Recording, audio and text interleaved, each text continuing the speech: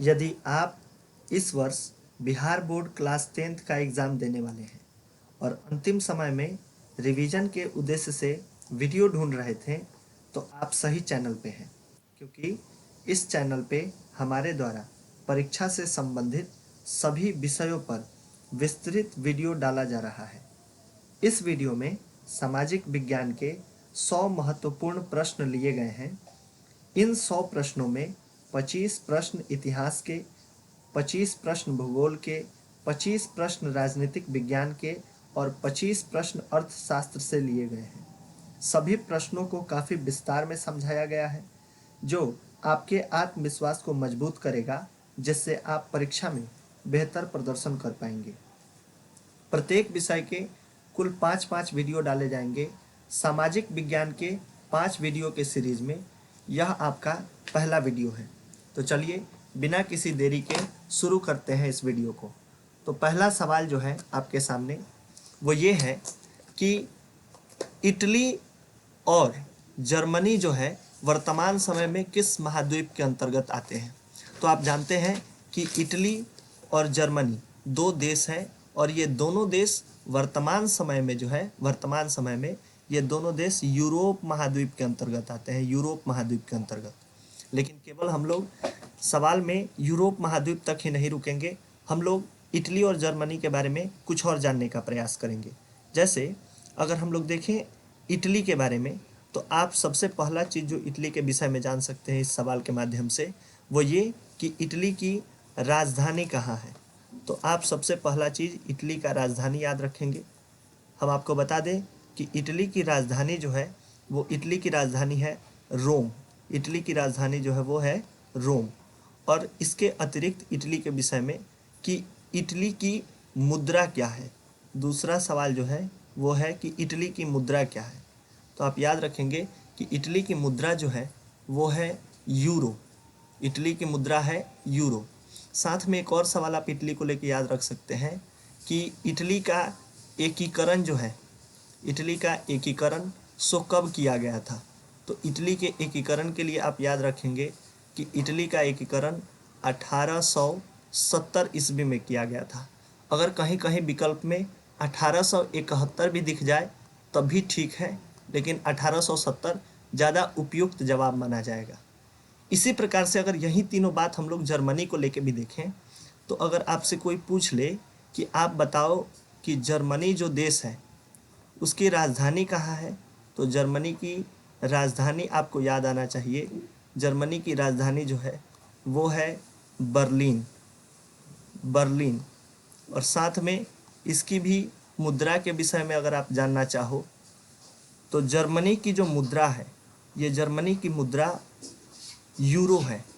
आप दोनों में याद रखोगे, इटली की भी मुद्रा का नाम यूरो ही था और जर्मनी के भी मुद्रा का नाम यूरो ही है। साथ में जैसे आप इटली का एकीकरण देखें, उसी प्रकार से जर्मनी का भी एकीकरण देख सकते हैं कि जर्मनी का एकीकरण कब हुआ। तो आप याद रखिएगा कि जर्मनी का एकीकरण जो है वो हुआ था 1871 ईस्वी में। इस प्रकार से हम लोग एक तो सवाल सीखे कि इटली और जर्मनी वर्तमान में किस महाद्वीप के अंतर्गत आते हैं, तो इसका जवाब रहा यूरोप। और दूसरा क्या सीखे हम लोगों ने कि इटली की राजधानी कहाँ है, तो इटली की राजधानी है रोम। यहाँ की मुद्रा क्या है, तो वो है यूरो। और साथ में इसका एकीकरण कब हुआ था, 1870 ईस्वी में। इसी प्रकार जर्मनी को लेके भी सीखे हैं कि जर्मनी की राजधानी कहाँ है, तो वो है बर्लिन। इसकी मुद्रा क्या है, वो है यूरो। और एकीकरण कब हुआ था इसका, तो वो हुआ था 1871 ईस्वी में। अब दूसरा सवाल पे चलते हैं। दूसरा सवाल जो है आपके सामने वो ये है कि फ्रांस में किस शासक वंश की पुनर्स्थापना वियना कांग्रेस, इसमें जो कीवर्ड है उसको अंडरलाइन करते चल रहे हैं हम। आपको भी सवाल पढ़ने आना चाहिए कि फ्रांस में जो है किस शासक वंश की पुनर्स्थापना वियना कांग्रेस के द्वारा की गई। तो सबसे पहले इसमें की टर्म है कि आखिर ये वियना कांग्रेस क्या था, इसको समझते हैं। तो आप समझिए, ये जो वियना है ये ऑस्ट्रिया की राजधानी है। आप सबसे पहले हम लोग समझेंगे वियना को लेके। तो ये वियना क्या है, तो ये वियना है ऑस्ट्रिया की राजधानी। तो वियना जो है वो है ऑस्ट्रिया की राजधानी, ऑस्ट्रिया की राजधानी। और इस ऑस्ट्रिया की राजधानी वियना में जो है वियना कांग्रेस या वियना सम्मेलन बुलाया गया। तो आपसे पूछा जाएगा ये कब बुलाया गया था वियना सम्मेलन, तो ये बुलाया गया था 1815 ईस्वी को। यह बुलाया गया था वियना सम्मेलन या वियना कांग्रेस 1815 ईस्वी को। यह जब सम्मेलन बुलाया गया तो इस सम्मेलन की मेजबानी किसने किया, तो आपको याद रखना है मेजबानी जो है वो ऑस्ट्रिया के ही एक चांसलर थे, ऑस्ट्रिया के ही चांसलर थे। तो चांसलर थे और चांसलर का नाम क्या था, तो चांसलर का नाम आपको याद रखना है कि चांसलर का नाम जो था वो था मेटरनिख, मेटरनिख नाम था उनका। और इन्होंने ही जो है वियना सम्मेलन की मेजबानी की थी। आखिर इस सम्मेलन का उद्देश्य क्या था, तो इस सम्मेलन, ये जो वियना सम्मेलन है हमारे सामने, वियना सम्मेलन का उद्देश्य जो था वो ये था कि पूरे यूरोप में पुनः उसी व्यवस्था को लागू करना जिसे नेपोलियन के आक्रमण ने अस्त व्यस्त कर दिया था। तो इस प्रकार से पूरे यूरोप में जो है फ्रांस में वियना कांग्रेस के तरफ से बदलाव क्या किया गया कि इन्होंने फ्रांस में पुनः बुर्बो राजवंश को स्थापित कर दिया। आप जानते हैं कि फ्रांस में कुल 3 क्रांतियां हुई हैं। आप अगर फ्रांस में देखोगे तो फ्रांस में कुल जो है वो 3 क्रांति हुआ है। तीनों क्रांति कब कब हुआ है, तो इसको थोड़ा सा समझ लेते हैं। पहला क्रांति आप देखिएगा तो ये हुआ है 1789 ईस्वी को। दूसरा क्रांति आप देखोगे तो दूसरा क्रांति हुआ है 1830 ईस्वी में।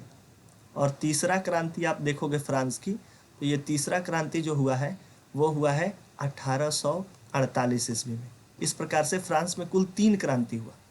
तो आप देखोगे कि 1789 ईस्वी का जो क्रांति हुआ था, उस समय फ्रांस में अगर आपसे पूछा जाए किस वंश का शासन था, तो उस समय फ्रांस में जो है वो था बुर्बो राजवंश का शासन, बुर्बो वंश का शासन था। और बुर्बो वंश के शासन में उस समय शासक कौन था, तो शासक के लिए आप याद रखिएगा कि उस समय शासक थे लुई 16वां। वहाँ के शासक को लुई कहा जाता था और लुई 16वां यहाँ के शासक थे। लेकिन आप देखोगे कि 1795 के बाद से 1795 के बाद फ्रांस की राजनीति में जो है नेपोलियन बोनापार्ट का उदय होता है। और नेपोलियन बोनापार्ट जो है वो फ्रांस में एक नई व्यवस्था को कायम करता है।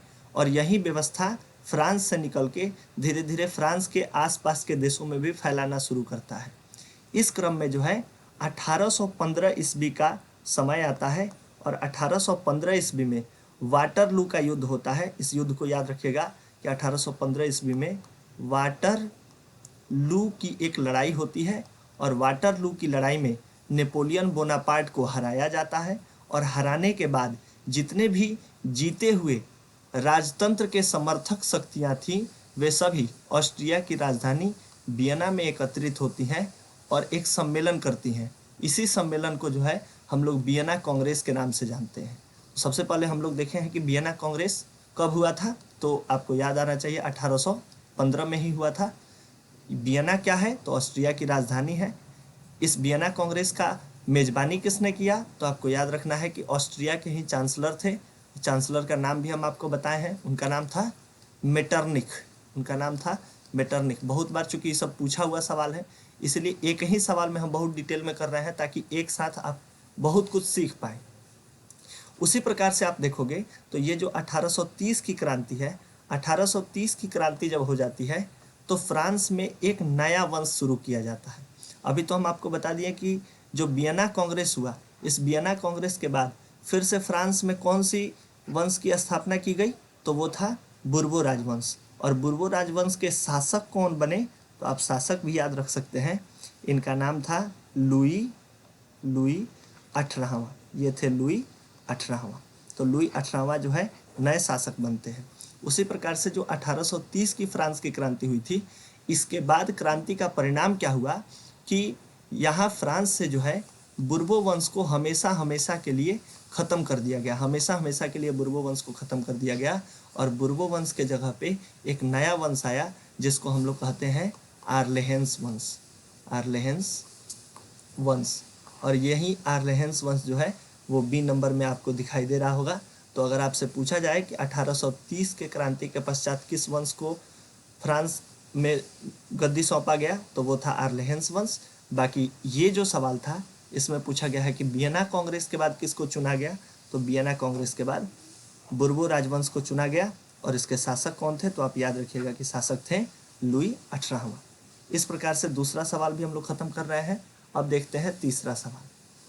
तीसरा सवाल आप देखोगे तो सवाल में पूछा गया है कि ये जो मेजनी है, मेजनी का संबंध जो है वो किस संगठन से था। तो एक तो सिंपल जवाब हो जाएगा कि मेजनी का संबंध जो है वो था कार्बोनरी दल से। कार्बोनरी क्या था, तो एक प्रकार का गुप्त दल था, एक प्रकार का गुप्त दल था जिसका उद्देश्य क्या था, तो इटली में जो है वो राजतंत्रात्मक व्यवस्था को खत्म करके गणतांत्रिक व्यवस्था को स्थापित करना। तो अगर सिंपल सवाल पूछा जाए मेजनी का संबंध किस संगठन से था, तो आप याद रखिएगा कि मेजनी का संबंध कार्बोनरी से था। लेकिन मेजनी के बारे में कुछ और बात हम लोग सीखते हैं। सबसे पहले तो यही कि मेजनी का पूरा नाम क्या था। अगर आपसे पूछ लिया जाए कि मेजनी का पूरा नाम क्या था, तो आप याद रखोगे कि मेजनी का पूरा नाम जो था वो था जोसेफ मेजनी। जोसेफ मेजनी पूरा नाम अगर आपसे पूछ लिया जाए तो आप बताओगे जोसेफ मेजनी इसका पूरा नाम था। आप बताओगे कि इनका जन्म कहाँ हुआ था, तो जन्म कब हुआ था, तो जन्म हुआ था इनका 1805 ईस्वी को। 1805 ईस्वी को जब जन्म याद किए हो तो साथ साथ में मृत्यु भी याद करते जाओ। मृत्यु कब हुआ था इनका, तो ये हुआ था 1872 ईस्वी में इनकी मृत्यु हुई थी। उसके अलावा आप जोसेफ मेजनी के बारे में क्या याद रख सकते हो, इनको जो है इनको आप कह सकते हो कि यही जो थे इनको इटली के एकीकरण का अग्रदूत, एकीकरण का अग्रदूत भी माना जाता है। मतलब क्या कि यह पहले वैसे व्यक्ति थे जिन्होंने जो है इटली के एकीकरण की नींव रखी, यानी कि इटली के एकीकरण के विषय में सोचा और उसके लिए प्रयास किए। दो संस्थाएं मेजनी के द्वारा बनाई गई। एक नंबर संस्था जो आप याद रख सकते हो वो ये है कि यंग इटली संस्था के संस्थापक कौन थे, तो उसका जवाब भी मेजनी होगा। और दूसरी संस्था जो इनके द्वारा बनाई गई वो बनाया गया यंग यूरोप। तो आपसे पूछा जाएगा यंग इटली और यंग यूरोप के संस्थापक कौन थे, तो दोनों ही संस्था के संस्थापक जो थे वो थे हमारे जोसेफ मेजनी। एक और बात याद करते जाओ कि ये बनाया कब गया था, तो यंग इटली जो है वो बनाया गया था 1831 ईस्वी में। और अगर आपसे कोई पूछ ले यंग यूरोप कब बनाया गया था, तो ये बनाया गया था 1834 ईस्वी में। तो कम से कम आप मेजनी के विषय में इतना बात याद रखोगे। बाकी सवाल का तो जवाब आपको मिल ही गया कि मेजनी का संबंध किससे था, तो मेजनी का संबंध जो था वो कार्बोनरी से था। अब अगला सवाल हम लोग देखते हैं। अगला सवाल क्या है कि ये जो देश है इटली और दूसरा देश है जर्मनी, इसके एकीकरण के विरोध में कौन था। तो इन सभी ऑप्शंस पे आप देखोगे तो ग नंबर में जो ऑस्ट्रिया लिखा गया है, जिसकी राजधानी कुछ ही देर पहले हम लोग पढ़े हैं कि ऑस्ट्रिया की राजधानी कहाँ है, वियना है। और यहाँ का एक चांसलर भी पढ़े थे जिसका नाम क्या था, चांसलर का नाम था मेटरनिख। एक ही चीज़ को इतना बार दोहरा दिया जाएगा कि धीरे धीरे आपके दिमाग में ये सभी चीज़ें बैठ जाएंगी।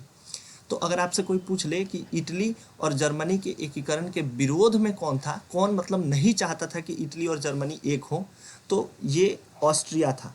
ऐसा क्यों ऑस्ट्रिया चाहता था, क्योंकि ऑस्ट्रिया जो है, ऑस्ट्रिया के कई सारे वंशों का इन इटली और जर्मनी के कई क्षेत्रों पर प्रभाव था। तो ऑस्ट्रिया नहीं चाहता था कि इटली और जर्मनी कभी एक हो और शक्तिशाली राज्य बन के एक प्रतिद्वंदी के रूप में ऑस्ट्रिया के सामने खड़े हो। इसलिए ऑस्ट्रिया जो है इन दोनों के एकीकरण के विरोध में था। तो इसका जवाब ग नंबर सही है। आगे हम लोग देखते हैं सवाल। अगला सवाल 5 नंबर क्या है, पूछा गया है आपसे कि काउंट काबूर जो है इसको विक्टर इमैनुअल ने किस पद पर नियुक्त किया। तो आप जानते हो कि विक्टर इमैनुअल जो थे वो इटली के शासक थे और शासक जो है प्रधानमंत्री चुनता था। तो विक्टर इमैनुअल ने काउंट काबूर को जो है वो प्रधानमंत्री के पद पर नियुक्त किया था। किस पद पर, तो आप याद रखिएगा प्रधानमंत्री के पद पर नियुक्त किया था। और कब किया था इसको भी याद करते जाओ, ये किए थे 1852 ईस्वी में। तो सवाल पूछेगा कि काउंट काबूर को विक्टर इमैनुअल ने किस पद पर नियुक्त किया था, तो आप जवाब बताइएगा प्रधानमंत्री के पद पर। कब किया था पूछ ले तो आप जवाब दीजिएगा 1852 ईस्वी पर। अगला सवाल देखते हैं, छठा नंबर क्या है। छठा नंबर सवाल आपसे पूछा गया है कि बताइए पेशे से क्या था? तो आप जानते हो कि गैरीबाल्डी पेशे से क्या था? नाविक था। लेकिन इतना ही नहीं, गैरीबाल्डी के बारे में कुछ और जानते हैं। सबसे पहला बात तो यही जानते हैं कि गैरीबाल्डी का जो जन्म है वो कब हुआ था और कहाँ हुआ था। तो गैरीबाल्डी का जन्म जो है वो हुआ था 1807 ईस्वी में। और कहाँ हुआ था? तो आप एक द्वीप का नाम याद रखिएगा, इसका नाम था नीस द्वीप। इसका जन्म जो है वो नीस द्वीप पे हुआ था। अगर जन्म याद किए हो तो मृत्यु भी याद करते जाओ। मृत्यु कब हुआ था? तो मृत्यु याद रखिएगा 1872 ईस्वी में हुआ था। 1872 ईस्वी में जो है इसका मृत्यु हुआ था। 1872 ईस्वी में, सॉरी 72 नहीं, ये 82 है। 1882 ईस्वी में इसकी मृत्यु हुई थी। इसके साथ साथ आपको याद रखना है कि गैरीबाल्डी जो है, अगर पूरा आप इटली का एक मानचित्र देखोगे तो इटली कुछ इस तरीके का दिखाई देता है।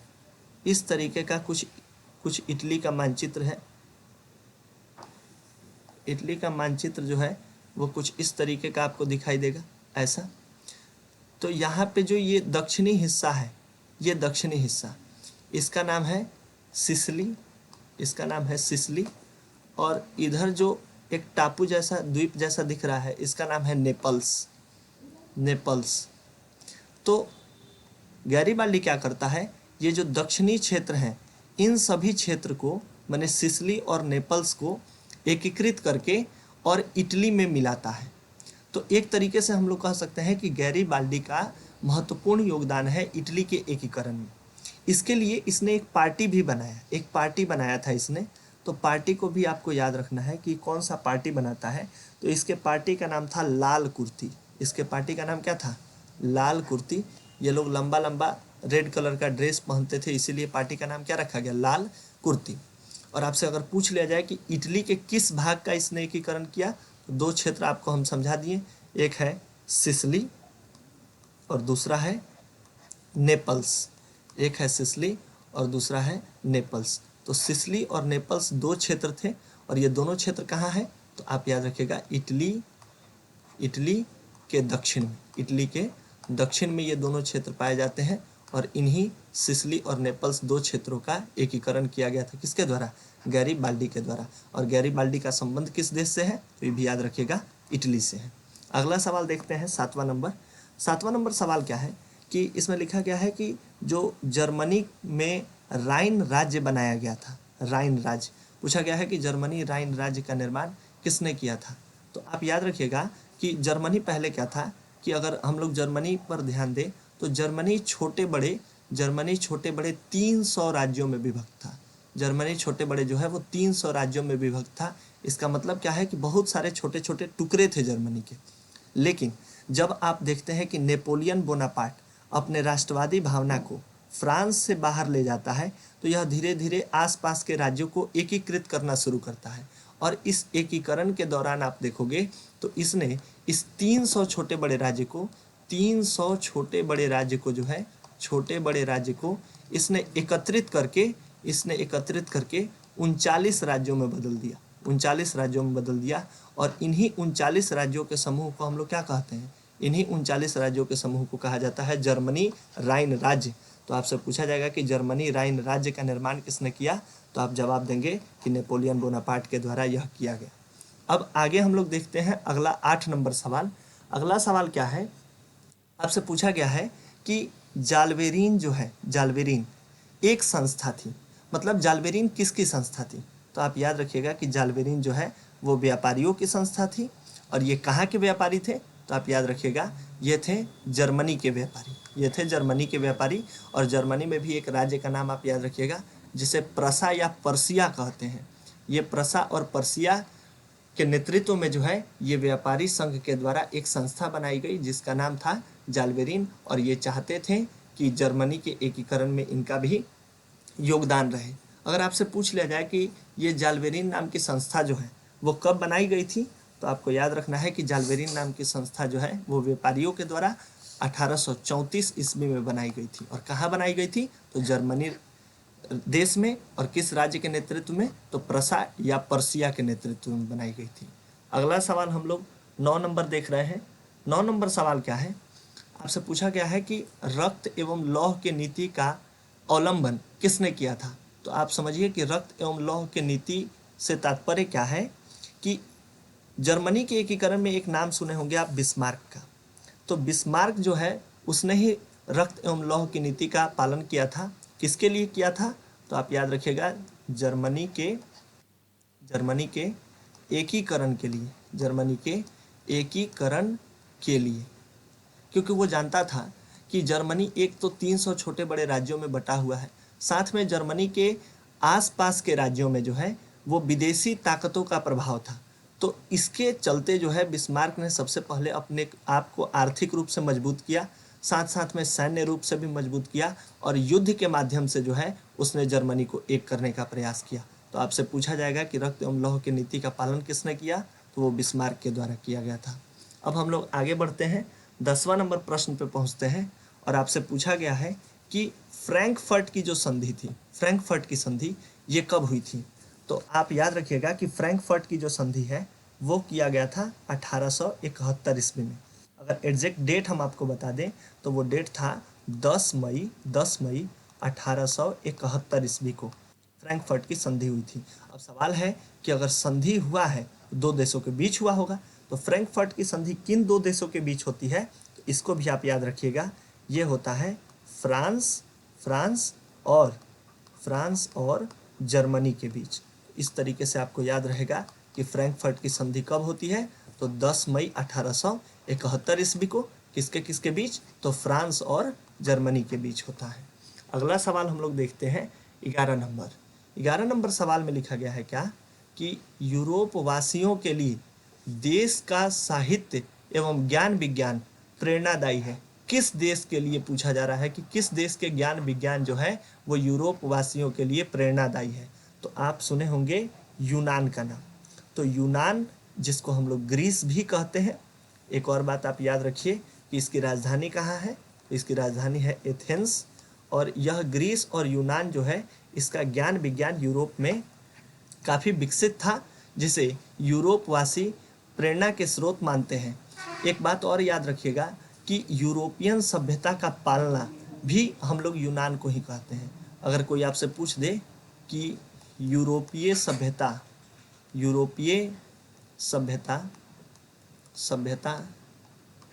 का पालना, पालना का मतलब समझ रहे हो?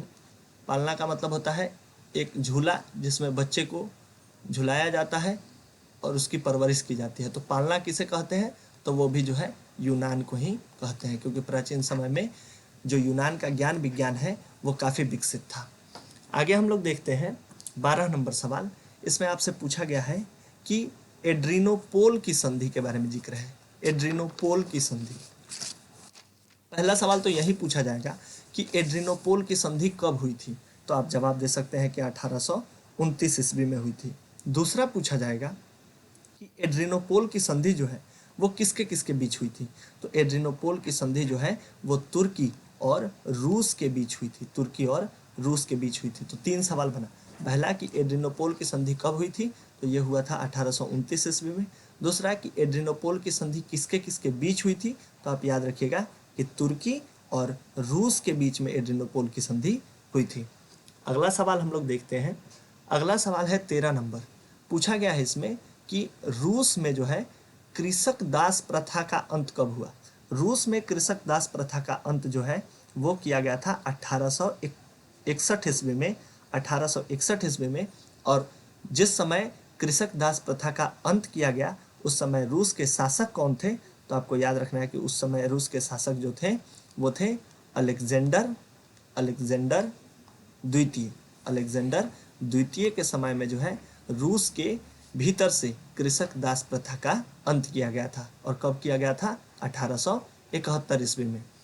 अगला हम लोग देखते हैं सवाल इसमें 14 नंबर। आपसे पूछा गया है कि रूस जो देश है, रूस, उसमें जार का अर्थ क्या होता है? तो जार का मतलब रूस में जो है वहाँ के शासक को जार कहते थे। वहाँ के जो राजा होते थे उनको जो है जार शब्द से संबोधित किया जाता था। तो इसका घ नंबर जो ऑप्शन है, जार का अर्थ क्या होता है? तो रूस का सम्राट, माने रूस का शासक। और साथ में एक और बात याद रखिए कि जिस समय रूस की क्रांति होती है वहाँ के जार यानी वहाँ के शासक कौन थे? तो आपको याद रखना है वहाँ के शासक थे जार निकोलस द्वितीय, वहाँ के शासक थे जार निकोलस द्वितीय। तो जार का अर्थ क्या होता है? तो जार का अर्थ होता है रूस का सम्राट। अगला सवाल हम लोग देखते हैं 15 नंबर। आपसे पूछा गया है कि कार्ल मार्क्स का जन्म कहाँ हुआ था? तो आप जानते हो कि कार्ल मार्क्स का जन्म कहाँ हुआ था? तो वो हुआ था जर्मनी में। थोड़ा सा अगर और डिटेल में हम जाएं आपको, तो लिखा गया है कि जर्मनी में तो हुआ था, लेकिन कहाँ हुआ था? तो जर्मनी का एक जगह है, इसको याद रखिएगा, ट्रियर नगर। कहाँ हुआ था? ट्रियर नगर में हुआ था। साथ में आपको याद रखना है कि इनका जन्म जो है, इनका जन्म कब हुआ था? तो इसके लिए आप याद रखिएगा कि इनका जन्म जो है वो हुआ था 5 मई 1818 ईस्वी को। कब हुआ था? 5 मई 1818 ईस्वी को। कहाँ हुआ था? तो जर्मनी के ट्रियर नगर में, जर्मनी के ट्रियर नगर में। साथ में आप याद रखिए इनका मृत्यु कब हुआ था? तो मृत्यु के लिए आप याद रखिएगा कि इनका मृत्यु जो है वो हुआ था 1883 ईस्वी में, 1883 ईस्वी में। इनके बारे में कुछ और बात आप याद रखिएगा कि ये जो है एक इनसे पहले दार्शनिक हुए जिनका नाम था हीगेल, जिनका नाम था हीगेल, या हीगेल के विचारों से प्रभावित थे, हीगेल के विचार से प्रभावित।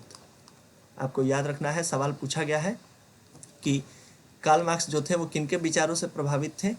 तो आपको याद रखना है कि वो हीगेल के विचारों से प्रभावित थे। उसके बाद इनके बारे में आप याद रख सकते हो कि 1848 ईस्वी में, 1848 ईस्वी में इन्होंने एक साम्यवादियों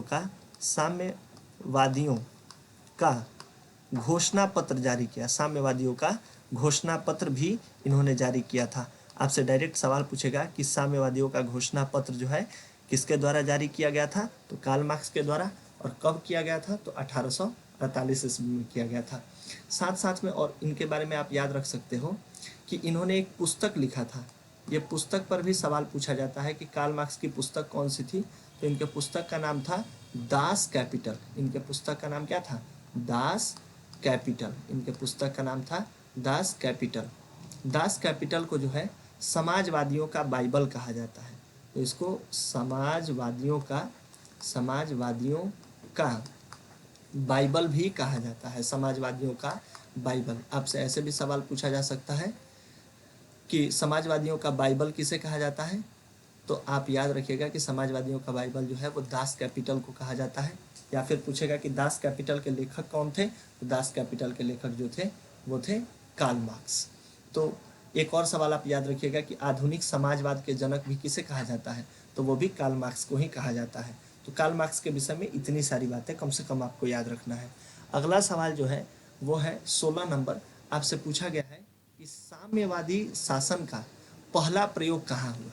तो आप याद रखिएगा कि साम्यवादी शासन का पहला प्रयोग कहाँ किया गया था? तो वो किया गया था रूस में। सवाल है कि ये साम्यवादी शासन क्या होता है? तो साम्यवादी शासन एक ऐसी राजनीतिक आर्थिक विचारधारा है जिसमें वर्ग विहीन जिसमें वर्ग विहीन समाज की कल्पना की जाती है। वर्ग विहीन समाज का मतलब क्या है? जैसे आप समाज में देखोगे तो समाज में सबसे ऊपर जो वर्ग है उसको हम लोग कहते हैं कि ये लोग उच्च वर्ग के हैं। एक बीच बीच में भी आता है जिसे हम लोग कहते हैं कि ये लोग जो हैं ये है मध्यम वर्ग। और सबसे हाशिए पर खड़ा जो समाज है इसको हम लोग कहते हैं निम्न वर्ग, इसको हम लोग कहते हैं निम्न वर्ग। और ये उच्च वर्ग, निम्न वर्ग और मध्यम वर्ग, जो तीनों वर्ग है, ये जो है आर्थिक आधार पर समाज में खाई पैदा करता है। तो साम्यवादियों का मानना है कि समाज जो है वो वर्ग विहीन होना चाहिए, ना ही कोई निम्न हो, ना ही कोई मध्यम हो, ना ही कोई उच्च हो। इसका मतलब क्या है कि समाज जो है वो समता मूलक हो। इनका मानना है कि समाज जो हो वो कैसा हो? समता मूलक हो। इसके अतिरिक्त ये लोग ये भी चाहते हैं कि समाज वर्ग विहीन तो हो ही, साथ साथ में समाज जो हो वो राज्य विहीन भी हो। राज्य विहीन होने का मतलब क्या है? कि राज्य विहीन समाज में सरकार का बहुत अधिपत्य ना हो। व्यक्ति जैसे स्वतंत्र जन्म लेता है वैसे ही संसाधनों को मिल बांट के दोहन करे और अपने जीवन को समतामूलक बनाने का प्रयास करे। तो इसी विचारधारा को जो है हम लोग साम्यवादी विचारधारा कहते हैं। और ऐसे विचारधारा का पहला प्रयोग कहाँ किया गया था? तो ऐसे विचारधारा का पहला प्रयोग जो है वो रूस में किया गया था। तो इसका सही जवाब रूस रहेगा। अगला सवाल हम लोग देखते हैं 17 नंबर। इसमें आपसे सवाल पूछा गया है कि यूटोपियन समाजवादी कौन नहीं है, पूछा गया है। तो सबसे पहले तो एक शब्द है यहाँ पे यूटोपियन, इसी को समझ लेते हैं क्या है। यूटोपियन का मतलब होता है स्वप्नदर्शी। स्वप्नदर्शी, स्वप्नदर्शी का मतलब कि एक ऐसे विचारक जो केवल सपना दिखाए। मतलब क्या कि उनके सिद्धांत तो बहुत अच्छे अच्छे हों, लेकिन सिद्धांत व्यवहार में ना लागू हो, तो वैसे विचारक को हम लोग यूटोपियन विचारक कहते हैं। तो यूटोपियन कौन नहीं है पूछा गया है आपसे। तो कार्ल मार्क्स जो है वो एक यूटोपियन विचारक नहीं है, क्योंकि इन्होंने जो है बताया था कि एक दिन वर्ग संघर्ष होगा। वर्ग संघर्ष का सिद्धांत किसने दिया था? तो वो दिए थे कार्ल मार्क्स के द्वारा, कार्ल मार्क्स दिए थे। और आपसे पूछा जाएगा कि वर्ग संघर्ष क्या था, तो इनका मानना था कि समाज दो खेमों में बट चुका है। पहला खेमा ये है जिसके पास पैसे बहुत हैं, इसको इन्होंने कहा कि ये पूंजीपति लोग हैं, पूंजीपति लोग हैं। और ये पूंजीपति लोगों को जो है एक ना एक दिन जो सर्वहारा वर्ग है, सर्वहारा वर्ग का मतलब है जो गरीब तबके के लोग हैं, ये सर्वहारा वर्ग और पूंजीपति वर्ग, ये दो वर्गों के बीच में एक दिन संघर्ष होगा और एक ना एक दिन सर्वहारा वर्ग की जीत होगी। हालांकि इनके रहते हुए तो ऐसा कुछ नहीं हुआ, लेकिन आपको याद होगा कि 1917 ईस्वी में जो रूस की क्रांति हुई, रूस की क्रांति, उसमें रूस की क्रांति में यह आप देख पाओगे कि सर्वहारा वर्ग के हाथों में सत्ता जाता है। इसीलिए इनको जो है यूटोपियन समाजवादी के श्रेणी में हम लोग नहीं रखते हैं। तो सवाल यही पूछा गया था कि यूटोपियन समाजवादी कौन नहीं है, तो कार्ल मार्क्स यूटोपियन नहीं है, क्योंकि इनके सिद्धांत जो हैं वो व्यवहार में दिखते हैं। हमें कहाँ दिखते हैं? तो रूस के क्रांति में दिखते हैं। अगला सवाल जो है 18 नंबर, वो आपसे पूछा गया है वार एंड पीस की किसकी रचना है। तो वार एंड पीस जो है एक पुस्तक है। इसी को कभी कभी हिंदी में करके पूछ देता है। वार का मतलब क्या होता है? वार का मतलब होता है युद्ध। एंड का मतलब क्या होता है? और पीस का मतलब होता है शांति। तो आपसे कभी कभी पूछ लेता है कि वार एंड पीस किसकी रचना है, या पूछ लेगा युद्ध और शांति किसकी रचना है। तो दोनों एक ही बातें हैं, केवल हिंदी इंग्लिश का फर्क है। तो ये किताब लिखने वाले जो व्यक्ति थे इनका नाम था टॉल्स्टॉय। आपसे अगर कोई पूछे कि वार एंड पीस के लेखक कौन है, तो वार एंड पीस के लेखक जो है वो है टॉल्स्टॉय। अगला सवाल हम लोग देखते हैं 19 नंबर। आपसे पूछा गया है कि बोल्शेविक क्रांति कब हुई। तो बोल्शेविक क्रांति जो हुई थी वो हुई थी नवंबर 1917 में। ये कहाँ से संबंधित है याद रखिएगा। तो रूस की जो क्रांति हम लोग कहते हैं, वहीं रूस देश से यह संबंधित है बोल्शेविक क्रांति। इसी को अक्टूबर क्रांति के नाम से भी जाना जाता है। अक्टूबर क्रांति क्यों कहते हैं? क्योंकि अक्टूबर क्रांति क्यों कहते हैं? क्योंकि पुराने कैलेंडर के हिसाब से जो जूलियन कैलेंडर था, जो जूलियन कैलेंडर था उसके हिसाब से यह क्रांति का दिन जो है, जूलियन कैलेंडर, इस क्रांति के दिन को जब गणना की जाती है जूलियन कैलेंडर के हिसाब से, तो वो अक्टूबर माह में पड़ता है। इसीलिए इसको अक्टूबर क्रांति के नाम से भी जाना जाता है। लेकिन वर्तमान समय में जिस कैलेंडर का पालन हम लोग करते हैं, ग्रेगोरियन कैलेंडर, उसके हिसाब से यह नवंबर में हुआ था, इसलिए इसको नवंबर क्रांति के नाम से भी जाना जाता है। तो आपसे पूछा जाए कि बोल्शेविक क्रांति कब हुई, तो ये हुआ था नवंबर 1917 में, और इसका संबंध रूस से है। आगे आप देखोगे क्वेश्चन नंबर 20, आपसे पूछा गया है कि लाल सेना का गठन किसने किया। तो लाल सेना का गठन जो किया गया था वो किया गया था ट्रोट्स्की के द्वारा। कब किया गया था? तो 1917 ईस्वी में जो रूस की क्रांति हुई, रूस की क्रांति जो हुई थी, इसके पश्चात जो है वो लाल सेना का गठन किया गया था। ये लाल सेना में मुख्यतः कौन थे? तो मुख्यतः इसमें मजदूर थे, और मजदूरों के साथ साथ में जो थे वो थे किसान। तो मजदूर और किसानों को मिला के एक सेना बनाई गई थी। कब? 1917 रूस के क्रांति के पश्चात, रूस के क्रांति के पश्चात इस सेना का गठन किया गया था। और कौन किया था गठन? तो ये किया था ट्रोट्स्की। आगे हम लोग देखते हैं सवाल 21 नंबर। आपसे पूछा गया है कि लेनिन की मृत्यु कब हुई। तो आप जानते हैं कि लेनिन जो है बोल्शेविक क्रांति का एक प्रमुख नेता था, और इसकी मृत्यु जो है वो हुई है 1924 में। इसके बाद जो है रूस का जो अगला शासक बनता है वो बनता है स्टालिन। आप याद रखिएगा कि रूसी क्रांति के बाद रूस की सत्ता जिसके हाथ में आती है वो था लेनिन। लेनिन की मृत्यु कब हो जाती है? तो 1924 में। और 1924 के बाद आप देखोगे कि 1924 से लेकर 1929 तक जो रूस के गद्दी पर बैठता है वो है स्टालिन। तो आपसे अगर पूछ ले कि लेनिन के पश्चात रूस का शासक कौन बना, तो वो बना स्टालिन। बाकी इस सवाल में पूछा गया था लेनिन की मृत्यु कब हुई, तो ये हुई है 1924 ईस्वी में। अगला सवाल हम लोग देखते हैं, पूछा गया है इसमें कि वर्साय की संधि किन देशों के बीच हुई। तो आप जानते हैं कि वर्साय की संधि का संबंध जो है वो प्रथम विश्व युद्ध से था। आप जानते हो कि प्रथम विश्व युद्ध जो है, प्रथम विश्व युद्ध, यह प्रथम विश्व युद्ध कब से कब तक चला। तो प्रथम विश्व युद्ध चला था 1914 से लेकर 1918 तक, माने 4 वर्षों तक यह प्रथम विश्व युद्ध लड़ा गया। किसके किसके बीच लड़ा गया। तो देशों के दो खेमे थे। एक खेमे का नाम था मित्र राष्ट्र, एक खेमे का नाम था मित्र राष्ट्र, और दूसरे खेमे का नाम जो था उसको हम लोग कहते हैं धुरी राष्ट्र, उसको हम लोग कहते हैं धुरी राष्ट्र। मित्र राष्ट्र में कौन कौन शामिल थे। तो मित्र राष्ट्र के अंतर्गत आप देखोगे तो इसमें आपको दिख जाएगा ब्रिटेन था, ब्रिटेन इसी में था। आपको दिख जाएगा कि फ्रांस जो था वो इसी में था। इसके बाद आपको दिख जाएगा कि अमेरिका जो था, अमेरिका वो भी मित्र राष्ट्र के गुट में ही था। इधर से कौन था। तो इधर से प्रमुख आप देश देखोगे तो प्रमुख देश था जर्मनी, जर्मनी। और जब प्रथम विश्व युद्ध समाप्त हुआ तो धुरी राष्ट्र हार गए और मित्र राष्ट्रों की विजय हुई। तो जब युद्ध के बाद संधि बुलाया गया तो वो वर्साय में बुलाया गया था, इसीलिए इसको वर्साय की संधि कहते हैं। ये संधि कब हुआ था। तो आप याद रखिएगा 1919 ईस्वी को हुआ था। आपसे कोई पूछ ले वर्साय की संधि कब हुई तो 1919 ईस्वी को हुआ था वर्साय की संधि।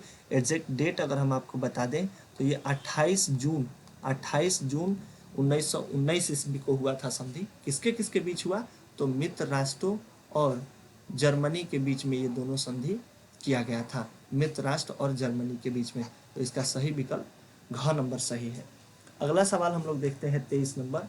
वो आपसे पूछा गया है क्या कि हिंद चीन क्षेत्र में कौन से देश आते हैं।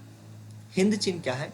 अगर आप पूरा भारत का मानचित्र एक छोटा सा देख लो कि भारत के मानचित्र में जो है ये वाला जो क्षेत्र आप देख पा रहे होंगे, यहाँ पे ये जो क्षेत्र है यहाँ पे, तो आप देखोगे यहाँ पे म्यांमार है और म्यांमार के बाद वाला ये जो क्षेत्र है, तो इस क्षेत्र पर पहले भारत का भी प्रभाव था और चीन का भी प्रभाव था, इसीलिए इस क्षेत्र को हिंद चीन के नाम से जाना गया, हिंद चीन के नाम से जाना गया। अब इस हिंद चीन वाले क्षेत्र में वर्तमान समय में 3 देश आते हैं और ये तीनों देश कौन कौन से हैं। तो एक है कंबोडिया, दूसरा है वियतनाम और तीसरा है लाओस। तो आपसे सवाल यही पूछा गया था कि आप बताइए कि हिंद चीन के अंतर्गत कौन कौन से देश आते हैं। तो वो आते हैं कंबोडिया, वियतनाम और लाओस। यही तीनों देश वर्तमान समय में हिंद चीन के क्षेत्र में आते हैं। अगला आप सवाल देखोगे, पूछा गया है कि अंकोर वाट का मंदिर कहाँ स्थित है। तो अंकोर वाट का मंदिर जो है वो स्थित है कंबोडिया में। अंकोर वाट का मंदिर कंबोडिया में स्थित है। लेकिन इसके बारे में और कुछ भी जानते हैं। सबसे पहली बात तो ये कि अंकोर वाट के मंदिर का निर्माण किसने करवाया था। अंकोर वाट के मंदिर का निर्माण के बारे में आपसे पूछा जाए तो इसका निर्माण कराने वाले व्यक्ति जो थे उनका नाम था राजा सूर्यवर्मन, राजा सूर्यवर्मन द्वितीय। राजा सूर्यवर्मन द्वितीय के द्वारा यह एक भारतीय शासक थे। अंकोर वाट के मंदिर का निर्माण करवाया गया। यह मंदिर किस देवता को समर्पित है। तो आप याद रखिएगा कि यह मंदिर विष्णु भगवान के लिए समर्पित है, विष्णु भगवान को समर्पित है अंकोर वाट का मंदिर। और कहाँ है तो कंबोडिया में। कभी कभी राजा का नाम पूछ लिया जाता है कि किसके द्वारा निर्माण किया गया था। तो आप याद रखिएगा कि राजा थे सूर्यवर्मन द्वितीय और किस भगवान को समर्पित है तो विष्णु भगवान को। मंदिर कहाँ है तो मंदिर है कंबोडिया में। अंतिम हिस्ट्री को लेकर सवाल देखते हैं 25 नंबर। इसमें आपसे पूछा गया है कि हिंद चीन पहुंचने वाले प्रथम भारतीय कौन थे। तो अभी हम आपको हिंद चीन के बारे में बताए हैं कि म्यांमार के जो बाद वाला हिस्सा है उसी को पहले हम लोग हिंद चीन के नाम से जानते थे। वर्तमान समय में लाओस, वियतनाम और कंबोडिया 3 देश इसके अंतर्गत आते हैं। तो यहाँ पहुँचने वाले प्रथम व्यापारी कौन थे। तो आप जानते हो कि भारत में भी पहले पुर्तगाली ही आए थे और हिंद चीन वाले क्षेत्र में भी पहले पुर्तगाली ही गए।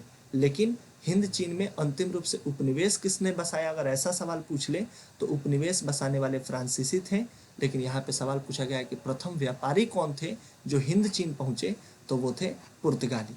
इस प्रकार से हमारा इतिहास का खंड जो है वो खत्म होता है। अब हम लोग आगे दूसरे खंड को देखेंगे। चलिए अब हम लोग जो है पॉलिटी वाला सेक्शन शुरू कर रहे हैं।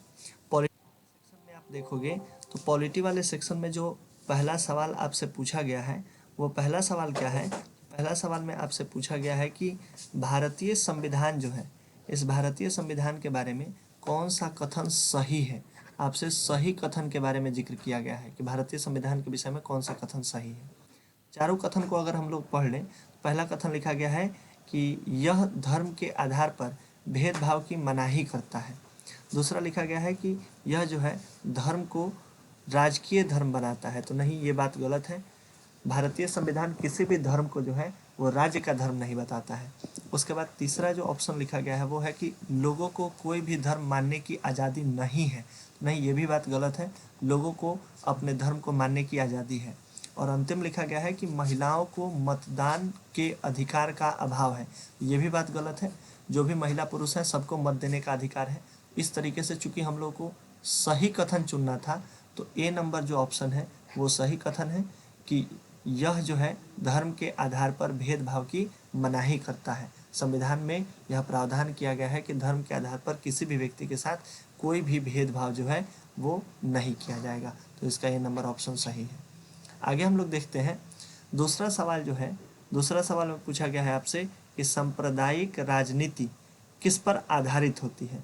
तो आप जानते हो कि संप्रदाय का आधार जो होता है वो होता है धर्म। जब भी कोई व्यक्ति धर्म को केंद्र बिंदु बनाकर राजनीति करता है तो इसी प्रकार के राजनीति को जो है हम लोग सांप्रदायिक राजनीति की श्रेणी में रखते हैं। इसीलिए धर्म पर किया गया राजनीति ही सांप्रदायिक राजनीति होता है। तो इसका सही जवाब क नंबर ऑप्शन था। आगे हम लोग देखते हैं तीसरा सवाल।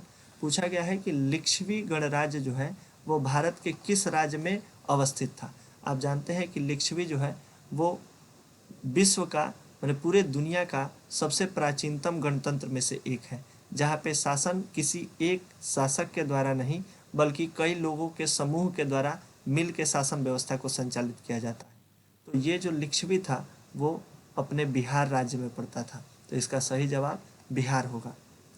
आगे हम लोग देखें तो आपसे पूछा गया है सवाल कि धर्म को राजनीति से अलग नहीं किया जा सकता, यह कथन जो है किसका है। तो यह कथन महात्मा गांधी का है।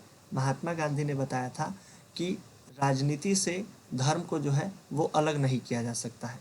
लेकिन आप एक बात याद रखिएगा कि यहाँ पे गांधी जी के द्वारा धर्म शब्द का जो प्रयोग किया गया था वो कर्तव्य के अर्थ में किया गया था कि व्यक्ति का जो कर्तव्य है उसका निर्वहन करना ही होगा, चाहे वो राजनीति में रहे या फिर जीवन के किसी भी क्षेत्र में।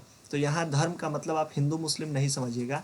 यहाँ पे धर्म का मतलब गांधी जी का अर्थ क्या था, उनके कर्तव्यों से, कि कोई भी राजनेता है तो राजनीति में उनको अपना कर्तव्यों का निर्वहन करना ही होगा।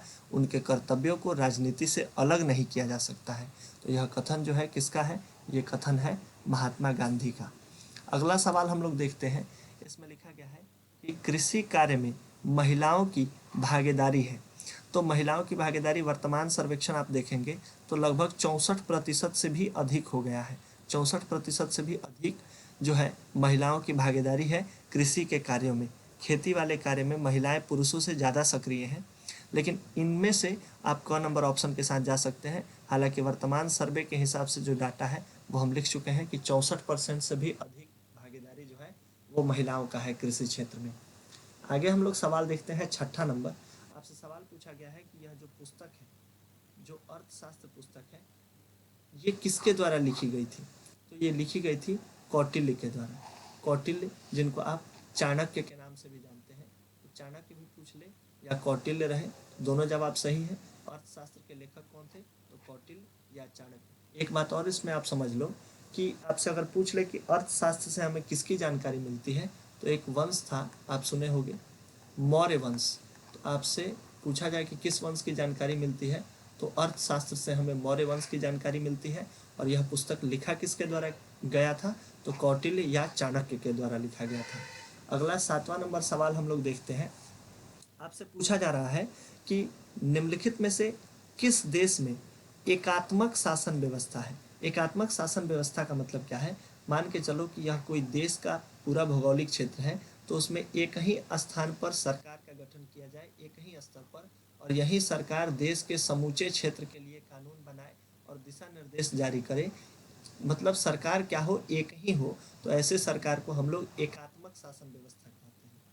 तो ग्रेट ब्रिटेन हो, चाहे फ्रांस हो, चाहे चीन हो, इन तीनों ही देशों में आप देखोगे तो एकात्मक शासन व्यवस्था जो है आपको देखने को मिलेगी। इसलिए इसका डी नंबर जो ऑप्शन है वो सही है।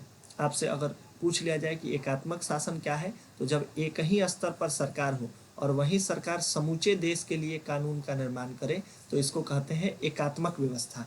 और यह ग्रेट ब्रिटेन, फ्रांस और चीन तीनों ही देश में है, इसीलिए घ नंबर ऑप्शन जो है वो सही है। अगला सवाल हम लोग देखते हैं 9 नंबर।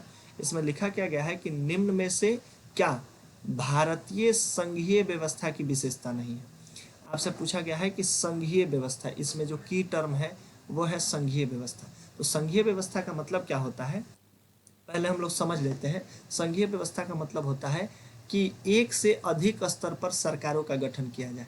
जैसे आप भारत में देखोगे तो केंद्र के स्तर पर जो है आपको दिख जाएगा केंद्र की सरकार है। इसके अलावा आप देखोगे तो राज्यों के स्तर पर प्रत्येक राज्य में राज्य की सरकारें कार्य कर रही हैं। इस प्रकार से जो है अगर एक से अधिक स्तर पर सरकारों का गठन किया जाए तो वैसी व्यवस्था को संघीय व्यवस्था कहते हैं। इसके अतिरिक्त संघीय व्यवस्था के और कई गुण होते हैं, विशेषताएं होती हैं। जैसे पहला तो हम लोग देख लिए कि दोहरी सरकार होनी चाहिए, तब उसको संघीय व्यवस्था कहेंगे। दूसरा जो उसका विशेषता होता है वो होता है कि स्वतंत्र न्यायपालिका, जो न्यायपालिका की व्यवस्था हो वो स्वतंत्र हो, उस पर किसी का हस्तक्षेप ना हो। तीसरा जो है लिखित संविधान होना चाहिए। तो आप जानते हो भारत का जो संविधान है वो विश्व के सबसे बड़े लिखित संविधानों में से एक है। तो ये तीनों ही विशेषता जो है, चाहे वो दोहरी सरकार का विशेषता हो या फिर स्वतंत्र न्यायपालिका की व्यवस्था हो या फिर लिखित संविधान की व्यवस्था हो, ये तीनों ही विशेषताएं संघीय शासन व्यवस्था में पाई जाती हैं और भारत के भी संघीय व्यवस्था में ये तीनों विशेषताएं हैं। आपसे पूछा गया है कि कौन विशेषता नहीं है, तो कौन नहीं है, वो है दोहरी नागरिकता। ये दोहरी नागरिकता जो है वो भारतीय संविधान की विशेषता नहीं है। इसका मतलब क्या है कि हम लोग चाहे बिहार में रहते हो, चाहे मुंबई में रहते हो, चाहे कोई झारखंड में रहता हो, लेकिन हम सभी लोगों के पास जो नागरिकता है वो एक ही है। हम सभी लोग क्या हैं, हम सभी लोग हैं भारतीय। चाहे कोई किसी भी राज्य में रहता है, हम सभी लोग अपने आप को भारतीय कहते हैं। इसका मतलब क्या है कि भारत में एकल नागरिकता का प्रावधान है, भारत में एकल नागरिकता का प्रावधान है, भारत में दोहरी नागरिकता का प्रावधान नहीं है। आपसे कोई पूछ ले कि यह एकल नागरिकता जो है यह प्रावधान कहाँ से लिया गया है, तो आप याद रखिएगा यह प्रावधान जो है वो ब्रिटेन से लिया गया है। तो आपसे पूछा गया था कि भारत संघीय व्यवस्था की विशेषता नहीं है, तो आप याद रखिएगा कि भारत की संघीय व्यवस्था में दोहरी नागरिकता जो है इसकी व्यवस्था नहीं है। तो ये वाला ऑप्शन हमारा सही हो जाएगा। अगला सवाल हम लोग देखते हैं। अगला सवाल जो है उसके लिए लिखा गया है क्या, 10वां नंबर सवाल, कि जो 73वां संविधान संशोधन है, 73वां संवैधानिक संशोधन जो है निम्न में से किससे संबंधित है। तो आप जानते हो कि 73वां संविधान संशोधन जो है वो किया गया था, वो किया गया था 1992 में इसकी प्रक्रिया प्रारंभ हुई थी। और यह 73वां संविधान संशोधन जो है वो संबंधित है हमारे पंचायती राज व्यवस्था से। पंचायती राज व्यवस्था से जो है 73वां संविधान संशोधन संबंधित है। आप जानते हो कि यह संविधान संशोधन प्रभावी कब हुआ, तो यह प्रभावी हुआ था 24 अप्रैल 1993 ईस्वी को इसको लागू किया गया। इसीलिए हर वर्ष 24 अप्रैल के दिन हम लोग कौन सा दिवस मनाते हैं, तो हम लोग मनाते हैं पंचायती राज दिवस। आपसे कोई पूछ ले कि पंचायती राज दिवस कब मनाते हैं, तो आप जवाब दीजिएगा 24 अप्रैल को। अब आपको पता चल गया कि 24 अप्रैल को ही क्यों मनाते हैं, क्योंकि 73वां संविधान संशोधन जो है वो प्रभावी कब हुआ था, 24 अप्रैल 1993 ईस्वी को। तो आपसे कोई पूछ ले कि 73वां संविधान संशोधन किससे संबंधित है, तो वो संबंधित है पंचायती राज व्यवस्था से। नगर पालिका जो है वो संबंधित किससे है, तो आप याद रखिएगा 74वां संविधान संशोधन। एक ऑब्जेक्टिव साथ साथ में ये भी क्लियर हो जाएगा कि अगर आपसे सवाल 73वां को लेके नहीं 74वां को लेके पूछ दिया जाए कि 74वां संविधान संशोधन किससे संबंधित है, तो आप जवाब देंगे नगर पालिका से। फिलहाल यहाँ सवाल में 73वां पूछा है, तो ए नंबर ऑप्शन पंचायती राज सही है। अगला सवाल हम लोग देखते हैं। इसमें अगला सवाल क्या है, अगला सवाल इसमें लिखा गया है क्या 11 नंबर में, कि निम्न में से कहाँ महिलाओं के लिए आरक्षण की व्यवस्था है। आप जानते हो कि महिलाओं के लिए आरक्षण जो है वो पंचायती राज व्यवस्था में किया गया है। पंचायती राज व्यवस्था में अभी सरकारें लोकसभा और विधानसभा में भी आरक्षण लाने का प्रयास कर रही हैं, लेकिन अभी इस सवाल के अकॉर्डिंग आप देखोगे तो पंचायती राज व्यवस्था जो है वहाँ पे महिलाओं के लिए आरक्षण की व्यवस्था है। कई राज्यों में आप देखोगे तो 1/3 माने कुल 33% सीटें महिलाओं के लिए आरक्षित हैं। वैसे बिहार जैसे आप राज्यों में देखोगे तो बिहार में तो नीतीश कुमार 50% तक स्थानीय स्तर पर महिलाओं के लिए आरक्षण का व्यवस्था किए हैं। तो आपसे पूछा गया है कि महिलाओं के लिए आरक्षण कहाँ है, तो महिलाओं के लिए आरक्षण पंचायती राज व्यवस्था में है। अगला सवाल हम लोग देखते हैं 12 नंबर सवाल, और 12 नंबर सवाल में लिखा क्या गया है। इसमें सवाल है कि निम्न में से किसे नगर का प्रथम नागरिक माना जाता है। आप जानते हो कि नगरों में जो है वो नगर पालिका की व्यवस्था होती है, नगर निगम बनाए जाते हैं। तो नगर निगम के नगर में जो हेड होते हैं वो होते हैं महापौर, वो होते हैं महापौर। तो आपको याद रखना है कि नगरों के प्रथम व्यक्ति कौन माने जाते हैं, तो वो माने जाते हैं महापौर। अगला सवाल हम लोग 13 नंबर देखते हैं। 13 नंबर सवाल लिखा गया है कि संविधान की 11वीं अनुसूची किससे संबंधित है। तो आप याद रखिएगा, अभी कुछ देर पहले हम लोग पढ़े थे कि जो 73वां संविधान संशोधन हुआ था, 73वां संविधान संशोधन, इस 73वां संविधान संशोधन के तहत एक अनुसूची जोड़ी गई। अनुसूची जोड़ी गई, ये अनुसूची कौन सी थी, यह अनुसूची थी 11वीं अनुसूची। तो आप समझ सकते हैं कि 73वां संविधान संशोधन जो है वो ग्राम पंचायतों को लेकर, मैंने पंचायती राज व्यवस्था के लिए जोड़ा गया था। तो 11वां अनुसूची का संबंध भी किससे होगा, तो वो भी होगा पंचायती राज व्यवस्था से। एक जानकारी और बढ़ा देते हैं, आपसे पूछा जाए कि 73वां संविधान संशोधन में कौन सा अनुसूची जोड़ा गया, तो 11वीं अनुसूची। और दूसरा सवाल आपसे पूछा गया कि अनुच्छेद कौन जोड़े गए, तो अनुच्छेद में आप याद रखिएगा कि अनुच्छेद में जोड़े गए 243 से लेकर 243 ओ तक, 243 से लेकर 243 ओ तक अनुच्छेद जोड़े गए। साथ में आपसे पूछ लिया जाए कि इसका स्वरूप कैसा है, तो आप स्वरूप याद रखिएगा कि पंचायती राज व्यवस्था का स्वरूप जो है वो त्रिस्तरीय है, त्रिस्तरीय इसका स्वरूप है। अब हम लोग अगला सवाल देखते हैं 14 नंबर। 14 नंबर सवाल क्या है, सवाल में पूछा गया है कि स्थानीय स्वशासन को राज्य के नीति निर्देशक सिद्धांत के किस अनुच्छेद में स्थान दिया गया है। तो आप जानते हो कि राज्य के नीति निर्देशक तत्व, राज्य के नीति निर्देशक तत्व कहाँ लिखे गए हैं, तो ये भारतीय संविधान का भाग 4 जो है, भारतीय संविधान का भाग 4 में जो है नीति निर्देशक तत्वों को लिखे गए हैं। और ये अनुच्छेद 36 से लेकर अनुच्छेद 51 के बीच में आते हैं। आपसे कोई पूछ ले कि राज्य के नीति निर्देशक तत्वों का वर्णन कहाँ है, तो भारतीय संविधान के भाग 4 में अनुच्छेद 36 से 51 तक। आपसे पूछा गया है कि ये जो स्थानीय स्वशासन है, हम लोग गांव के स्तर पे ग्राम पंचायतों का गठन करते हैं, शहरों में जो है नगर पालिका का गठन करते हैं, इसका उल्लेख भारतीय संविधान के किस अनुच्छेद में है, तो आप याद रखिएगा अनुच्छेद 40 में है, अनुच्छेद 40 में है।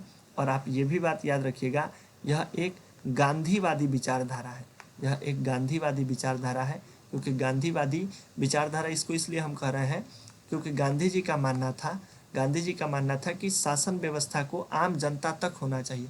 आप सोचो कि एक माने देश है हमारा भारत, इसमें केंद्र के स्तर पे केंद्र की सरकार है, राज्यों के स्तर पे राज्य की सरकार है। आप सोचो कि अगर स्थानीय स्तर पे सरकारें ना होती, हम और आप क्या राज्य सरकार तक पहुंच पाते। इसीलिए गांधी जी का मानना था कि जो आम जनता है उसमें से जो योग्य व्यक्ति हैं अपने में से ही चुन के सरकार का गठन करें। तो इसका प्रावधान जो है अनुच्छेद 40 में किया गया। इसीलिए हम कह रहे हैं कि अनुच्छेद 40 माने स्थानीय स्वशासन का विचार जो है वह एक प्रकार का गांधीवादी विचार है। अगला सवाल हम लोग देखते हैं, सवाल है 15 नंबर। आपसे पूछा गया है कि मुखिया के विरुद्ध अविश्वास प्रस्ताव पारित करने के लिए कितने बहुमत की आवश्यकता होती है। तो आप याद रखिएगा 2/3 बहुमत, जो भी प्रतिनिधि हैं चुने हुए, अगर उसमें से 2/3 प्रतिनिधि जो है वो अगर अविश्वास प्रस्ताव पर मुहर लगाते हैं तब जाके मुखिया को उसके पद से हटा दिया जाएगा।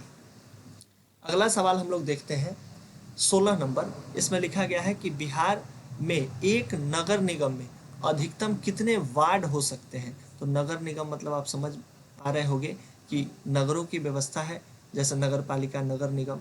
ये 74वां संविधान संशोधन भी याद आ रहा होगा आपको, 74वां संविधान संशोधन से शहरों के लिए नगर निगम का व्यवस्था किया गया। आपसे पूछा गया कि इसमें अधिकतम कितने वार्ड चुने जा सकते हैं, तो आप याद रखिएगा कि नगर निगमों के लिए अधिकतम वार्ड जो चुने जाते हैं वो कितने होते हैं, वो होते हैं 75। अगला सवाल जो है इसमें वो लिखा गया है कि पंचायती राज व्यवस्था से संबंधित समिति कौन सी है। आप जानते हो कि पंचायती राज व्यवस्था लागू करने से पहले कई सारी समितियां बनाई गई थी, जिनके सिफारिश को ध्यान में रख के तब पंचायती राज व्यवस्था को लागू किया गया। तो पंचायती राज से संबंधित अशोक मेहता समिति भी है और बलवंत राय मेहता समिति भी है, इसलिए इसका ग नंबर ऑप्शन जो है वो सही है, क और ख। आप सोच रहे होंगे कि तेंदुलकर समिति के बारे में कुछ बताइए। तो आप जानते हैं कि जो भारत में गरीबी रेखा का निर्धारण होता है, जो भारत में गरीबी रेखा का निर्धारण हम लोग किए हैं, उसकी अनुशंसा किस समिति के द्वारा की गई थी, तो वो किया गया था तेंदुलकर समिति के द्वारा। बाकी अशोक राय मेहता समिति और बलवंत राय मेहता समिति, ये दोनों समितियां जो है वो पंचायती राज व्यवस्था से संबंधित हैं। अगला सवाल हम लोग 18 नंबर देखते हैं। 18 नंबर सवाल में पूछा गया है कि निम्न में से किसका त्रिस्तरीय ढांचा है। अभी कुछ देर पहले ही हम बताए हैं आपको कि पंचायती राज व्यवस्था जो है इसका स्वरूप कैसा है, तो इसका ढांचा जो है वो है त्रिस्तरीय। कैसे त्रिस्तरीय है, तो हम लोग सबसे नीचे शुरू करते हैं। जो गांव होता है, ग्राम के स्तर पे हम लोगों ने गठन किया है ग्राम पंचायत का। ग्राम पंचायत आप देखोगे तो गांव के स्तर पर कार्य करती है। इससे आप ऊपर आओगे तो आप चलोगे प्रखंड पे। प्रखंड मतलब जिसको हम लोग ब्लॉक भी कहते हैं। प्रखंड के स्तर पे हम लोग देखेंगे कि हम लोग बनाए हैं पंचायत समिति। पंचायत समिति। और तीसरा आप देखोगे कि अगर इससे भी ऊपर बढ़ा जाए तो हम लोग जिला के स्तर पे बनाए हैं, जिला के स्तर पे बनाए हैं जिला जिला पंचायत या जिला परिषद भी इसको कह लेते हैं, जिला परिषद। तो इस तरीके से आप देखोगे कि पहला गांव के स्तर पे ग्राम पंचायत, दूसरा प्रखंड के स्तर पे पंचायत समिति और तीसरा जिला के स्तर पे जिला पंचायत या जिला परिषद। तो आपसे पूछा गया है कि त्रिस्तरीय ढांचा, तो त्रिस्तरीय ढांचा यही है। 3 स्तरों पे जो है हम लोगों ने गठन किया है और ये कहाँ किया है, तो पंचायती राज व्यवस्था के तहत किया है। अगला सवाल हम लोग 19 नंबर देख रहे हैं। 19 नंबर सवाल क्या है, आपसे पूछा गया है कि संघ राज की विशेषता नहीं है। अभी हम कुछ देर पहले आपको संघ राज के बारे में, माने संघीय शासन के बारे में बताए थे। संघीय शासन में क्या क्या होता है, तो लिखित संविधान होता है, शक्तियों का विभाजन होता है। शक्तियों का विभाजन का मतलब क्या है कि केंद्र के स्तर पर बैठी हुई सरकार कौन कौन से कार्य करेगी, राज्य के स्तर पे सरकारें जो है वो क्या कार्य करेगी, तो इन दोनों के बीच में शक्तियों को बांटा जाता है, तो शक्तियों का विभाजन भी पाया जाता है। उसके बाद घ नंबर जो ऑप्शन है, सर्वोच्च न्यायपालिका, इसकी भी व्यवस्था होती है। लेकिन ये जो है एकहरी शासन व्यवस्था, ये नहीं होती है। कुछ देर पहले ही हम बताए हैं एकहरी शासन व्यवस्था का मतलब होता है कि कोई देश हो, उसमें एक ही स्तर पर सरकार बनाया जाए और यही सरकार समूचे देश के लिए कानून का निर्माण करे। तो ऐसा नहीं होता है। संघ राज्य का मतलब ही होता है कि एक से अधिक स्तर पे सरकारों का गठन किया जाए, माने केंद्र के स्तर पे केंद्र सरकार, राज्यों के स्तर पे राज्य सरकार, तभी ऐसी व्यवस्था को हम लोग संघीय व्यवस्था मानते हैं। तो आपसे पूछा गया था कि संघ राज की विशेषता नहीं है, तो ग नंबर जो इकहरी शासन व्यवस्था है यह संघ राज की विशेषता नहीं है। अगला 20 नंबर सवाल हम लोग देखते हैं। 20 नंबर सवाल में आपसे पूछा गया है कि पंचायती राज व्यवस्था सर्वप्रथम किस राज्य में लागू किया गया था। तो आप समझ पा रहे होंगे कि सबसे पहले पंचायती राज व्यवस्था जो है वो राजस्थान में लागू किया गया। राजस्थान का एक जिला था जिसका नाम था नागौर। आप याद रखेंगे कि राजस्थान का एक जिला था जिसका नाम था नागौर। इसी राजस्थान के नागौर में पहली बार पंचायती राज व्यवस्था लागू किया गया। कब लागू किया गया, तो इसको भी याद रखिएगा, 2 अक्टूबर 1869 ईस्वी, सॉरी 1959 ईस्वी को। 2 अक्टूबर 2 अक्टूबर और 1959 ईस्वी को जो है राजस्थान के नागौर में इसको लागू किया गया पहली बार। उसके बाद हम लोग अगला सवाल देखते हैं। अगला सवाल 21 नंबर क्या है, लिखा गया है कि ग्राम कचहरी का प्रधान कौन होता है। तो आप जानते हो कि ग्राम कचहरी जो है गांव के स्तर पे एक सामान्य न्यायपालिका जैसी व्यवस्था है जिसमें छोटे मोटे दीवानी मामले देखे जाते हैं, और इसका प्रधान जो होता है वो आप जानते होंगे कौन होता है, सरपंच होता है। और सरपंच के सहायता के लिए हम लोग प्रत्येक वार्ड से एक एक पंच को भी चुनते हैं, लेकिन चूंकि यहाँ प्रधान पूछा गया है इसलिए जवाब क्या होगा, सरपंच होगा। अगला सवाल हम लोग देखते हैं 22 नंबर। इसमें लिखा गया है कि भारत में किस प्रकार की शासन प्रणाली है। भारत में जो शासन प्रणाली है उसके बारे में पूछा गया है। तो आप जानते हो कि भारत में एक तो संघीय शासन प्रणाली है और दूसरा संसदीय शासन प्रणाली है। संघीय शासन प्रणाली के विषय में हम लोग पीछे भी जिक्र कर चुके हैं कि एक से अधिक स्तर पे सरकारों का गठन किया जाए, संविधान की सर्वोच्चता हो, न्यायपालिका की स्वतंत्रता हो, तो हम लोग मानते हैं कि वो संघीय शासन व्यवस्था है। दूसरा संसदीय व्यवस्था क्या है? संसदीय व्यवस्था में देश के दो लोग हेड होते हैं। एक तो होता है नाम मात्र का, और दूसरे जो हेड होते हैं वो होते हैं वास्तविक हेड, वास्तविक प्रमुख। तो आप देखोगे कि भारत में नाम मात्र के हेड के रूप में हम लोगों ने राष्ट्रपति का पद का सृजन किया है, और वास्तविक हेड जो होते हैं, वास्तविक शक्तियां जिनके पास है, वो है प्रधानमंत्री। तो जब भी ऐसी व्यवस्था हो कि नाम मात्र का हेड कोई और हो और वास्तविक शक्तियां किसी और के हाथ में हो, तो ऐसी व्यवस्था को हम लोग संसदीय व्यवस्था कहते हैं। तो भारत में जो है वो संघीय और संसदीय व्यवस्था है शासन प्रणाली की। अगला 23 नंबर सवाल हम लोग देख रहे हैं। 23 नंबर सवाल में क्या पूछा गया है? इसमें पूछा गया है कि बिहार में पंचायती राज व्यवस्था का कार्यकाल है। तो आपसे कुल मिला के बिहार या किसी भी राज्य के लिए पूछा जाए, आपसे पूछा जाए कि पंचायती राज का कार्यकाल कितने दिनों का होता है, तो सामान्यतः कार्यकाल जो होता है वो कितने दिनों का होता है? 5 वर्ष का होता है। सामान्यतः कार्यकाल जो है वो 5 वर्ष का होता है। 24 नंबर सवाल हम लोग देख रहे हैं। 24 नंबर सवाल पूछा गया है कि पटना नगर निगम के प्रधान को क्या कहते हैं। आप सिंपल सवाल याद रखिएगा कि नगर निगम का अगर प्रधान आपसे पूछा जाए तो नगर निगम कहीं का हो, उसका प्रधान जो होता है वो कौन होता है? महापौर होता है। अंतिम 25 नंबर सवाल जो है वो हम लोग देख रहे हैं। 25 नंबर सवाल में लिखा क्या गया है कि पंचायती राज के त्रिस्तरीय स्वरूप में इसमें से कौन नहीं है। अभी हम बताए हैं कि गांव के स्तर पे हम लोग क्या बनाते हैं? गांव के स्तर पे बनाते हैं हम लोग ग्राम पंचायत, ग्राम पंचायत। उसके बाद हम लोगों ने आगे देखा है कि जब हम लोग प्रखंड पे पहुंचते हैं तो प्रखंड के स्तर पे हम लोग निर्माण करते हैं पंचायत समिति का, पंचायत समिति का। और इससे भी अगर ऊपर हम लोग बढ़ते हैं, जिला के स्तर पे जब हम लोग पहुंचते हैं, तो जिला के स्तर पे हम लोग क्या देखते हैं? जिला के स्तर पे देखते हैं हम लोग, इसको कहते हैं जिला परिषद। इसको हम लोग क्या कहते हैं? जिला परिषद। जिला परिषद या जिला पंचायत भी लिखा रहता है। तो ये तीनों जो हैं वो त्रिस्तरीय स्वरूप का हिस्सा है। तो अब इसमें ढूंढ लेते हैं। ग्राम पंचायत होना चाहिए गांव के स्तर पे, पंचायत समिति भी होता है ब्लॉक के स्तर पे, जिला परिषद भी होता है जिला के स्तर पे, लेकिन नगर निगम जो है, नगर निगम, ये पंचायती राज व्यवस्था के अंतर्गत नहीं आता है। ये गांव के लिए नहीं है, ये नगरों के लिए है। तो इसका घ नंबर ऑप्शन जो है वो सही होगा, क्योंकि इसमें पूछा गया है कि कौन नहीं है। तो इसके लिए घ नंबर ऑप्शन सही है, बाकी ये तीनों होते हैं। इस प्रकार से हम लोगों ने पॉलिटी को भी काफ़ी आसानी के साथ डिटेल में कवर कर लिया है। उम्मीद करते हैं कि वीडियो आपको अच्छा लग रहा होगा।